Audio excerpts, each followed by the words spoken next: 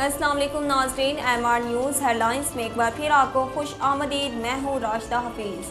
اسلام آباد high court نے شہزاد اکبر اور شہباز گل کے نام سٹاپ لسٹ میں شامل کرنے کا آرڈر معطل کر دیا۔ عمران خان کے سابق مشیر شہزاد اکبر اور سابق معاون خصوصی شہباز گل FIA کی جانب سے نام واچ لسٹ میں شامل کرنے کے اقدام کو عدالت میں چیلنج کرنے کے لیے اسلام آباد ہائی کورٹ پہنچے، جہاں دونوں رہنماؤں نے درخواستیں دائر کی۔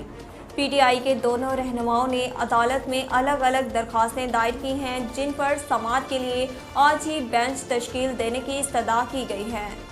پاکستانی اداکار جہاں سابق وزیر اعظم عمران خان کو عہدے سے ہٹائے جانے کے بعد اپنی رائے کا اظہار کرتے نظر آئے ہیں، کچھ ستاروں نے نو منتخب وزیر اعظم شہباز شریف کے لیے بھی پیغامات شیئر کیے۔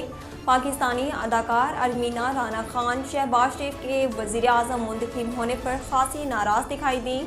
انہوں نے ٹویٹر پر پیغام جاری کیا اور شہباز شریف کو وزیر اعظم ماننے سے ہی انکار کر دیا۔ وزیر اعظم شہباز شریف کل ایک روزہ دورے پر کراچی جائیں گے۔ وزیر اعظم شہباز شریف اپنا عہدہ سنبھالنے کے ایک روز بعد ہی کراچی کا دورہ کریں گے، جہاں وہ مزار قائد پر حاضری دیں گے۔ وزیر اعظم شہباز شریف وزیر اعلیٰ ہاؤس بھی جائیں گے، جہاں وہ وزیر اعلیٰ سندھ مراد علی شاہ سے ملاقات کریں گے۔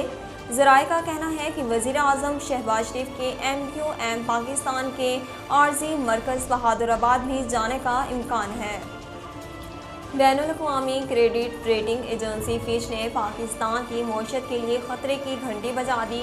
فچ کی جانب سے جاری کی گئی رپورٹ میں کہا گیا کہ سیاسی عدم استحکام کے باعث ملک کی معیشت متاثر ہو سکتی ہے۔ رواں سال جاری کھاتوں کا خسارہ 4 سے بڑھ کر 5% ہو سکتا ہے۔ فچ کے مطابق جاری کھاتوں کا خسارہ 18.5 ارب ڈالرز ہو سکتا ہے۔ آئندہ سال پاکستان کو 20 ارب ڈالرز کی بیرونی ادائیگیاں کرنا ہے۔ سعودی عرب اور چین کے 7 ارب ڈالر قرض کی واپسی مؤخر ہو سکتی ہے۔ رکن قومی اسمبلی عامر لیاقت حسین نے نون لیگ کی رہنما مریم نواز کے نام ایک پیغام جاری کیا۔ عامر لیاقت حسین نے مریم نواز کی قومی اسمبلی سے لیگی تصویر شیئر کی اور لکھا، میں اس موقع پر وہاں نہیں تھا، چند لمحوں کے لیے حاضر ہوا اور گروپ کے ساتھ گھر سے نکلا، لیکن آپ کو گیلری میں دیکھ کر خوشی ہوئی۔ ناظرین، اب تک کے لیے اتنا ہی۔ مزید خبروں اور اپڈیٹ کے لیے دیکھتے رہیے MR نیوز۔